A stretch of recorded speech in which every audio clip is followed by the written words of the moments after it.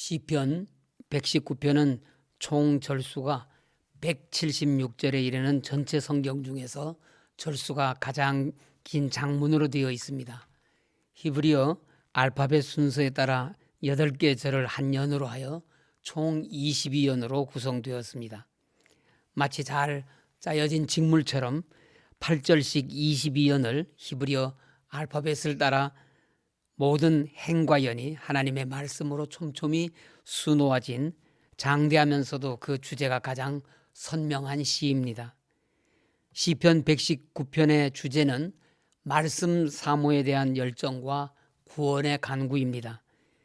각 단락마다 다양한 관점에서 말씀 사모에 대한 열정과 구원의 간구라는 본 시의 두 가지 핵심 주제를 반복하여 강조하고 있습니다. 또한 119편은 하나님의 말씀을 사모하는 뜨거운 열정과 하나님의 약속에 근거한 구원과 축복의 간구가 한 절 한 절 잘 드러난 시입니다. 전체 176절 중에서 122절과 132절 단 2절을 제외하고는 나머지 모든 절에 하나님의 말씀인 율법과 관련된 단어가 사용되고 있습니다. 여호와의 율법, 여호와의 증거, 주의 도, 주의 법도, 주의 율례, 주의 모든 계명, 주의 의로운 판단, 주의 말씀 등 하나님의 말씀을 다양하게 표현하며 그 말씀을 다각도로 조명하고 있습니다. 이렇게 볼 때 시편 119편은 모든 성경 중에서 가장 장문임에도 불구하고 모든 절이 단 하나의 주제에 초점을 맞추고 있습니다. 그것은 하나님의 말씀입니다. 우리의 신앙생활도 마찬가지입니다. 우리 각자가 신앙의 다양성과 활동의 다양성에도 불구하고 모든 신앙활동은 단 한 가지 하나님의 말씀에 초점을 맞추어야 합니다. 우리가 사물을 바라볼 때 초점을 맞추지 못하면 사물이 희미하게 보이듯이 우리의 신앙생활이 하나님의 말씀에 초점을 맞추지 못하면 방향과 목표를 잃어버리게 됩니다. 또한 본 시에는 인간이 이 땅에서 경험할 수 있는 온갖 기쁘고 즐겁고 괴롭고 수치스러운 모든 희비애락의 경험을 하나님의 말씀에 비추어 교훈하고 있는 삶의 철학을 가르치는 내용이 있습니다. 그러므로 우리는 119편 말씀을 통하여 율법, 즉 하나님의 말씀, 나아가서 성경은 하나님 계시의 총체이자 인생을 구원으로 인도하는 진리의 보고라는 사실을 다시금 깨달아야 합니다. 하나님의 말씀은 모든 세대, 모든 성도들의 인생 행로에 발의 등불이요 그 길을 비춰주는 절대 유일의 빛인 것을 알아서 하나님 계시의 총체인 율법, 곧 하나님의 말씀을 믿고 순종해야 합니다. 하나님의 말씀은 성도들의 믿음 생활의 시작점이고 종점입니다. 따라서 성도는 어떠한 경우에도 말씀을 떠날 수 없고 말씀을 버릴 수 없는 존재입니다. 그러므로 우리가 하나님의 말씀을 어떻게 대해야 하는가를 분명히 이해하는 것이 중요합니다. 성도는 하나님의 말씀을 철저히 신뢰해야 합니다. 93절에서 내가 주의 법도들을 영원히 잊지 아니하오니 주께서 이것들 때문에 나를 살게 하심이니다라고 하신 말씀처럼 철저히 신뢰해야 합니다. 요한복음 4장에는 예수님께서 왕의 신하의 아들을 고치신 기사가 있습니다. 4장 50절에 예수께서 이르시되 가라 내 아들이 살아있다 하시니 그 사람이 예수께서 하신 말씀을 믿고 가더니라고 하신 말씀이 있습니다. 왕의 신하가 자기 아들이 병든 것을 예수님께 고쳐달라고 찾아와서 예수님의 말씀을 믿고 가는 도중에 아들이 살아있다는 소식을 듣게 되었습니다. 신뢰가 기적을 낳았습니다.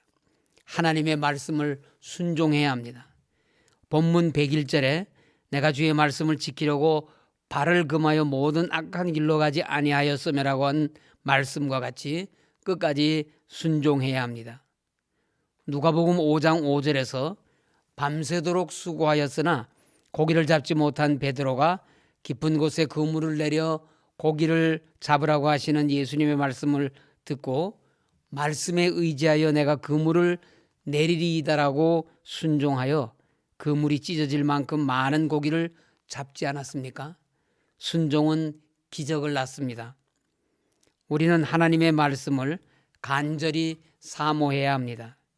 131절은 내가 주의 계명들을 사모함으로 내가 입을 열고 헐떡였나이다 라고 하였습니다. 시편 42편 1절은 하나님이 사슴이 시냇물을 찾기에 갈급함 같이 내 영혼이 주를 찾기에 갈급하다고 하였습니다. 말씀은 말씀을 사모하는 자에게 갈급한 자의 시냇물같이 생명과 은혜를 공급합니다. 그러므로 우리는 이 하나님의 말씀을 증거해야 합니다. 129절에서 주의 증거들은 놀라움으로 내 영혼이 이를 지키나이다라고 하신 말씀과 같이 주의 증거가 되는 말씀을 온 영혼을 다해 증거하고 전해야 하는 것이 성도의 사명입니다. 하나님의 말씀은 하늘에 속한 지식입니다. 하나님의 말씀은 세상 지식을 초월해 있습니다. 따라서 하나님의 말씀은 읽으면 읽을수록 깨달으면 깨달을수록 놀랍고 기이할 뿐입니다. 말씀의 깊이와 높이에 그 넓이의 경탄과 경외심을 금할 수 없습니다. 인간의 지식이나 사고로는 깨달을 수도 이해할 수도 없습니다. 그렇기 때문에 성경은 우리에게 믿음을 강조하고 있습니다. 이해해서 믿어지는 것이 아니라 믿음으로 이해하고 받아들이는 것입니다. 그럼에도 불구하고 주의 자녀들은 하나님의 말씀을 확신하고 분명히 깨달아 알 수 있습니다. 하나님께서 그 말씀을 받아들일 수 있도록 우리에게 믿음을 부여하셨기 때문입니다. 이러한 믿음이 날마다 새로워져서 진리의 말씀, 계시의 말씀을 더 새롭게 깨닫고 더 깊이 이해할 수 있기를 바랍니다. 말씀을 깨달아 아는 만큼 여러분들의 신앙생활은 더욱 풍성해지고 복된 것으로 채워질 것입니다. 136절에서 시인은 그들이 주의 법을 지키지 아니하므로 내 눈물이 시냇물같이 흐르나이다라고 하면서 주의 법, 즉 하나님의 말씀을 지키지 않는 자들을 생각하면서 그들을 위하여 하나님께 눈물의 기도를 드립니다. 예수님도 누가복음 19장 42절에서 너도 오늘 평화에 관한 일을 알았더라면 좋을 뻔하였거니와 지금 내 눈에 숨겨졌도다라고 하시며 예루살렘 성을 보시고 우셨습니다. 이 아침에 우리도 말씀을 떠난 이들을 위해 눈물의 기도를 드릴 수 있기를 원합니다. 눈물의 기도는 떠난 그들을 반드시 하나님께로 돌아오게 하는 능력이 있습니다.